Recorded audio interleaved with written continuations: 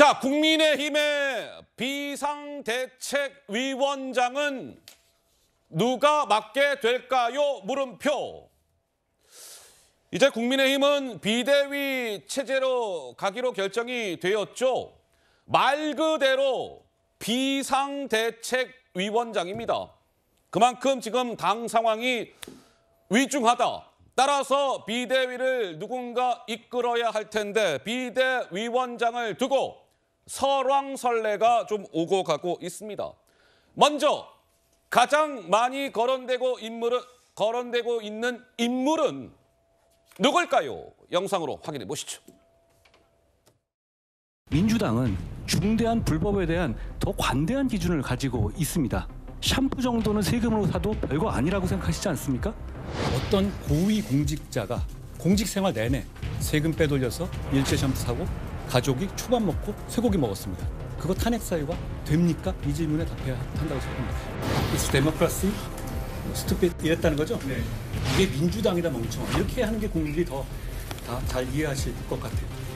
송영길 전 대표가 방탄 갑옷 입고 싶은 거 아니냐, 뭐 방탄용 출마 얘기하는 거 아니냐, 이렇게도 주장하는데 거기에 대해서는 저에 대해서요?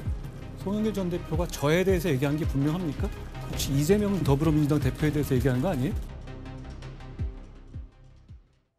자, 국민의힘의 구원 투수는 누가 될까요? 비대위를 누가 이끌게 될까요? 크게 지금 두 명이 거론이 됩니다. 한동훈 법무부 장관, 이것은 약간 이제 파격형이다.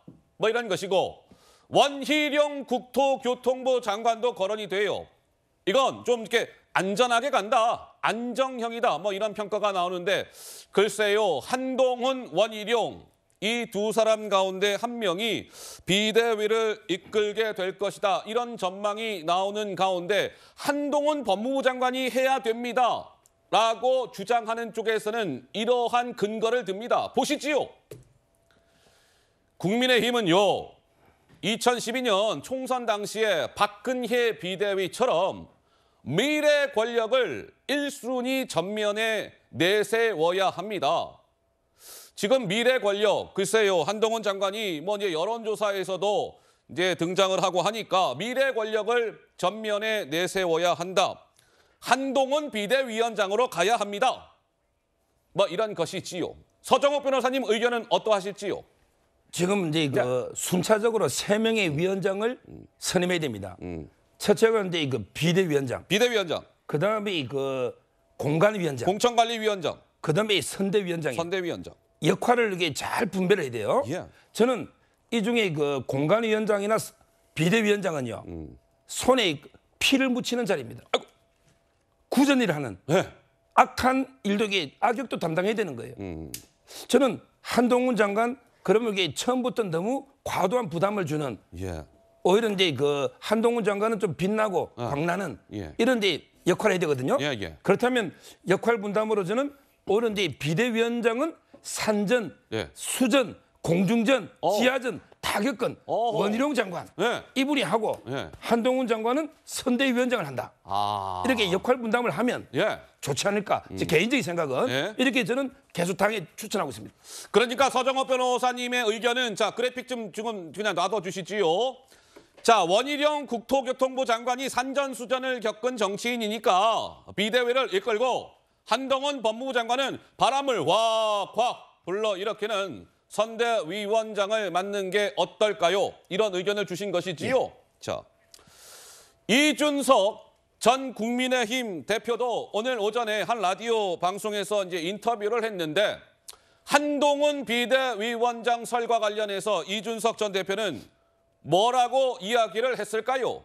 잠깐 들어보시지요. 한동훈 장관은 어떻습니까? 한 장관은 저는 좀 우려가 있을 거라 봅니다. 비대위원장이 되게 되면, 그러니까 속담으로 험지 출마 같은 경우가 될 테고, 그다음 많은 사람을 지금 속아내야 되는 선거입니다. 정치 이력의 첫 번째 이력을 누구 속아내는 거로 해가지고는 잘 되기 어렵습니다. 적이 많아진다. 적이 많아지죠. 지금 내가 아까 말했던 것처럼 한동훈 장관이 가서 본인이 개혁성을 드러내기 위해 중진을 쳐내고 이런 역할을 하게 되면요, 굉장히 적을 많이 만들 거고요. 그러다가 안 쳐낼 수도 없고. 안 하면은 선거 지는 거고, 뭐 이런 상황에 놓이면은 피해가야 됩니다. 그거는. 이준석 전 국민의힘 대표도 이 비대위원장은 뭐 이런저런 이유로 좀 어렵지 않겠느냐. 한동훈 장관이요.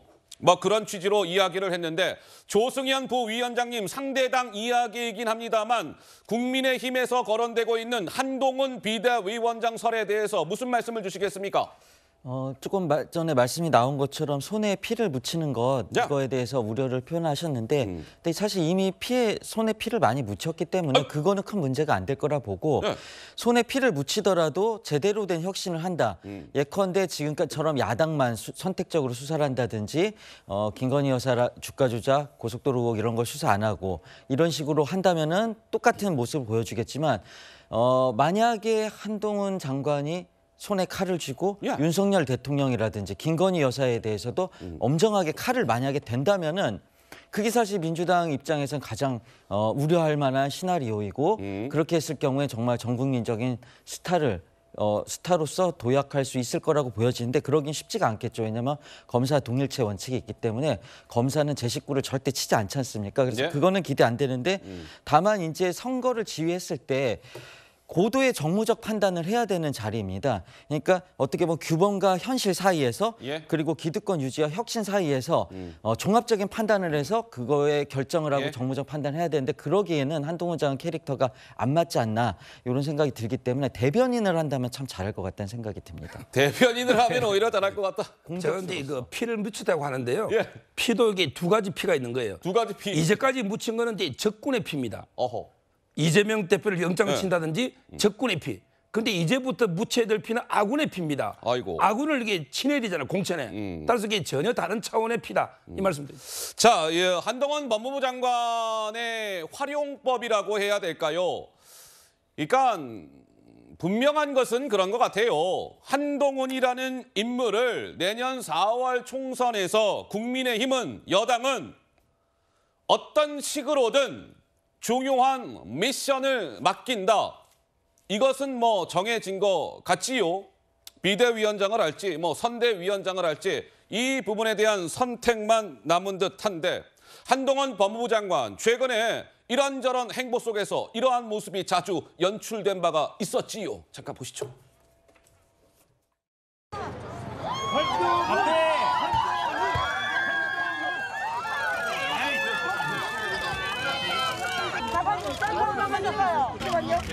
네네네, 팔자 드리니까 감사합니다.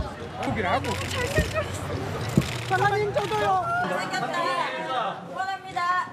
감사합니다. 힘내세요. 장관님 건강하세요. 사랑해요. 사랑해요. 장관님 옆모습이 너무 멋있는데요. 별 말씀을. 난 이렇게 좋은 판을 오면 되게 부담돼. 잘하셨습니다. 자, 한동훈 장관, 그러니까 이제 비대위원장설이 있고 또 한 축은 아니야. 한동훈이라는 인물은 선대위원장을 맡는 게 좋아. 뭐 이런 의견이 또 한 축이 있습니다. 오늘 국민의힘의 한 의원은 아예 대놓고 한동훈은 당연히 선대위원장을 맡아야지요. 이렇게 이야기한 사람이 있었습니다. 직접 확인해 보시죠. 한동훈 장관은 좀 타이밍이 지금 당장 뭐 다음 주 내로 비대위원장 뽑아야 되는데 원래 예정된 개각은 뭐 이번 달이 아니었잖아요. 다음 달 정도로 예정돼 있었기 때문에 타이밍이 좀 안 맞지 않냐 하는 생각이 좀 들고요. 한동훈 당연히 선대위원장. 지금 뭐 우리 보수정 대권 후보 1위고 가장 국민들한테 사랑 많이 받고 있기 때문에 전국을 뛰어다녀야 됩니다. 자, 그래서 지금 하태경 의원은 선대위원장을 이야기했고 또 다른 재선 의원은 이렇게 얘기했습니다. 정당의 경험이 없는 한동훈 장관이기 때문에 차라리 한동훈 장관은 선대위에서 조자룡처럼 적진을 휘젓고 다녀야 한다. 그것이 한동훈의 활용법이다. 뭐 이런 얘기를 했습니다. 조상규 변호사님은 어떤 생각을 갖고 계세요? 예, 저는 나이도 중요하다고 생각을 합니다. 네. 한동훈 장관 73년생, 원희룡 장관 64년생. 허허. 그렇다면 비대위원장은 아무래도 정치적 용어를 쓰는 정무적 감각이 필요한 그런 자리 아니겠습니까? 그렇다면 여의도 사투리를 좀 써본 원희룡 장관이 더 맞지 않느냐. 왜냐하면 한동훈 장관은 5천만이 쓰는 언어를 쓰시기 때문에 선대위가 더 잘 어울리시고요. 두 분을 동시에 다 쓴다라는 전제하에서는 예. 그렇게 배치를 하는 것이 가장 좋은 조합이다. 이렇게 보여집니다. 예. 그리고 만약 비대위원장으로 원희룡 장관이 오셨는데 예. 그때 이재명 대표가 개항을 해서 비례대표로 이렇게 도주하듯이 빠져버리면 아이고. 의문의 1승. 원희룡 장관은 가만히 앉아서 1승을 거두는 아이고. 비대위원장이 되시기 때문에 예. 그런 가능성까지도 보고 간다면 한동훈 장관은 선대위원장, 원희룡 장관은 비대위원장이 맞다고 생각합니다. 그러니까 서정호 변호사님이랑 조상규 변호사님은 같은 의견이신 거네요. 맞습니다. 원희룡 비대위원장, 한동훈 선대위원장. 글쎄요, 이제 어떻게 결론이 날지 지켜봐야 할 터인데. 자, 원희룡 국토교통부 장관 그동안 이재명 민주당 대표와 맞잡 각을 세워왔습니다. 직접 보시죠.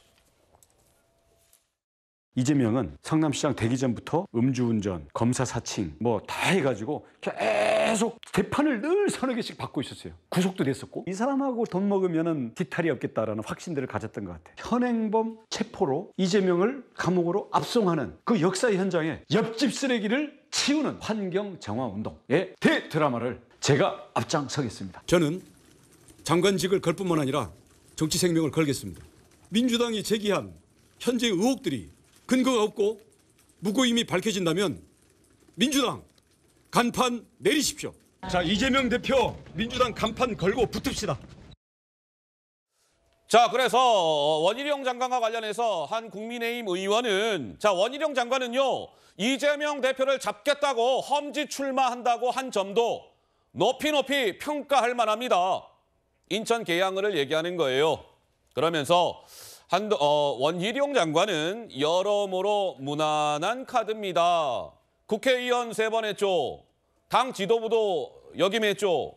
그리고 도지사도 했죠. 장관도 했지요.